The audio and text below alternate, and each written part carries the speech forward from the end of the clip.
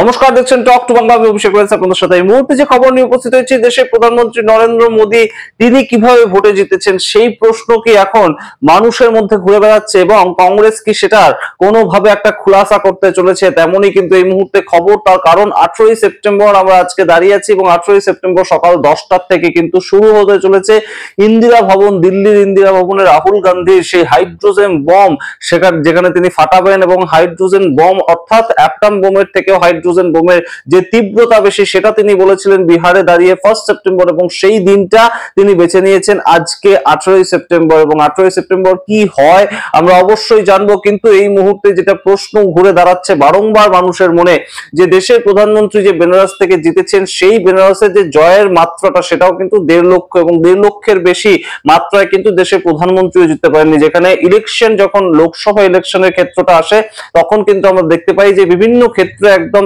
প্রচুর মার্জিনে বিভিন্ন জায়গা থেকে ইলেক্টেড হন বিভিন্ন এমপিরা, এবং সেই জায়গায় দাঁড়িয়ে বেনারসের মতন শহর যেখানে মুরলী মনোহর যোশী আগে জিততেন, একদম বিজেপির কিন্তু বলা যেতে পারে সেই জায়গাটা নিজেদের জায়গা, সেই বেনারসের ক্ষেত্রে আমরা দেখতে পেয়েছিলাম যে অজয় রায় কংগ্রেস নেতা তিনি প্রথম দুটো রাউন্ডে দেশের প্রধানমন্ত্রীকে পর্যন্ত পিছনে ফেলে দিয়েছিলেন এবং সারা দেশ উদ্বিগ্ন হয়ে উঠেছিল যে মোদি ম্যাজিক তো পরের কথা, কিন্তু নরেন্দ্র মোদী নিজে জিতবেন তো।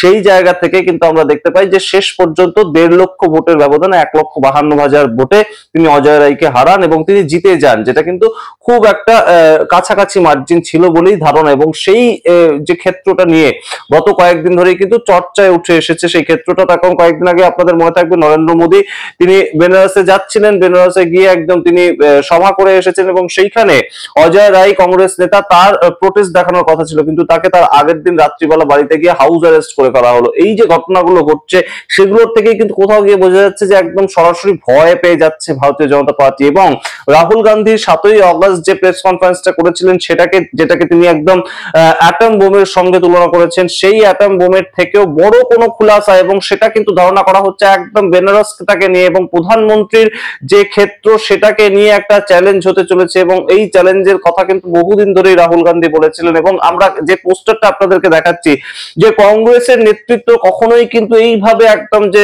রীতিমতন প্রচার করেছে যে রাহুল গান্ধী প্রেস কনফারেন্স করবেন, রাহুল গান্ধীর এই প্রেস কনফারেন্সে একদম বিভৎস একটা ঘটনা ঘটবে, অর্থাৎ বিজেপিকে সম্পূর্ণভাবে ভয় পাওয়ার মতন একটা ঘটনা। এবং রাহুল গান্ধী ইলেকশন কমিশন তাদের যে গাফিলতি কিংবা তাদের যে কাজকর্ম সেগুলো নিয়ে কিন্তু কথা বলছেন। সুতরাং বুঝতেই পারছেন এই সামগ্রিক প্রেক্ষাপটটাও কিন্তু হতে চলেছে যে ইলেকশন কমিশন তাদের গাফিলতি কখনো ভারতীয় জনতা পার্টির এরকম কোনো কথা কিন্তু বলছেন না রাহুল গান্ধী। রাহুল গান্ধী বলছেন যে ভারতীয় জনতা পার্টি ইলেকশন কমিশনকে দিয়ে এই কাজগুলো করাচ্ছে, কিন্তু ইলেকশন কমিশন কেন করছে এই কাজটা? এরই মধ্যে কিন্তু খবর উঠে এসেছে যে একটা ক্ষেত্রে রীতিমতন 10 থেকে 12 জন যে বাড়িতে থাকেন সেই বাড়িতে 4,000 ভোটার রেজিস্টার্ড হয়েছে, এবং সেই যে জায়গাগুলো সেগুলো কিন্তু ইতিমধ্যে ইলেকশন কমিশন তাদের নজরে আসছে এবং সেই কাজগুলো নিয়ে কিন্তু তৎপর হচ্ছে ইতিমধ্যে ইলেকশন কমিশন। এখন কোন ক্ষেত্র নিয়ে রাহুল গান্ধী কথা বলবেন শেষ পর্যন্ত, তবে এই মুহূর্তে অবশ্যই জল্পনা উস্কে উঠেছে যে বেনারস নিয়ে এই ধরনের কথা হতে পারে, কিংবা গুজরাট নিয়ে যেখান থেকে অমিত শাহ নিজে জিতে আসেন সেসব নিয়ে কথা হতে পারে। কিন্তু এই মুহূর্তে যেটাই হোক না কেন বারংবার বিজেপি যেভাবে জিতছে সেইটাকে নিয়ে যে প্রশ্নটা, সেই যে সামগ্রিক বিষয়টা কিন্তু বেশ খানিকটা দমে গিয়েছিল।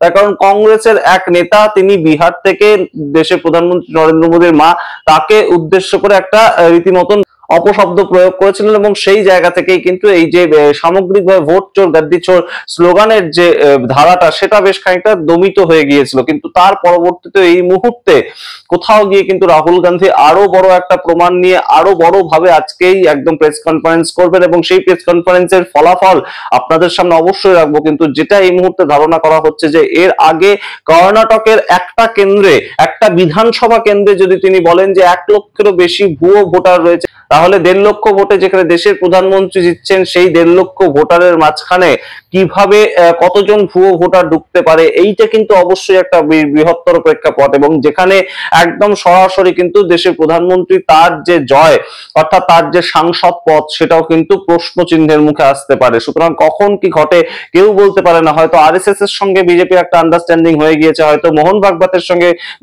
নরেন্দ্র মোদীর একটা আন্ডারস্ট্যান্ডিং হয়ে গিয়েছে, যার জন্য তাকে 75 বছরের যে সময়সীমা সেটা মেনেই তাকে সরে যেতে হচ্ছে না, অর্থাৎ একদম 75 বছর পূরণ হলেই যে তাকে সরে যেতে হবে বিজেপির থেকে, কাজকর্ম থেকে, সেটা হয়তো তাকে করতে নাও হতে পারে, কিন্তু এই মুহূর্তে দাঁড়িয়ে রাহুল গান্ধী কি দেশের প্রধানমন্ত্রী নরেন্দ্র মোদীর জয়টাকে নিয়ে প্রশ্ন চিহ্ন তুলতে চলেছেন, তেমন কিন্তু একটা প্রেক্ষাপট তৈরি হয়েছে। যদি সেইটা না করেন, অন্য কোনো ক্ষেত্র বা অন্য কোনো একদম লোকসভা কেন্দ্র সেটা নিয়েও সামগ্রিকভাবে প্রমাণ দেন তিনি, তাহলে কিন্তু অবশ্যই এই মুহূর্তে রীতিমতন একটা প্রশ্ন চিহ্নের মুখে পড়বে বিজেপি সরকার। তার কারণ 240 পাওয়া বিজেপি সরকারের রাহুল গান্ধী কিন্তু এর আগেই বলেছেন যে 15টা সিট এমন রয়েছে যেখানে তারা জিততে পারতো না, একদম রীতিমতন কাছাকাছি মার্জিনে তারা জিতেছে, এবং সেই জায়গাগুলোতে যদি আমরা একদম পরীক্ষা করি তাহলে কিন্তু আমরা দেখতে পাবো যে সেইখানে ভুয়ো ভোটার ঢোকানো হয়েছে। সুতরাং এই যে বক্তব্য, এই যে দাবি রাহুল গান্ধীর, সেটা কিন্তু অবশ্যই এই মুহূর্তে বেশ খানিকটা ভাবাচ্ছে ভারতীয় জনতা পার্টিকে, এবং রাহুল গান্ধী এই মুহূর্তটা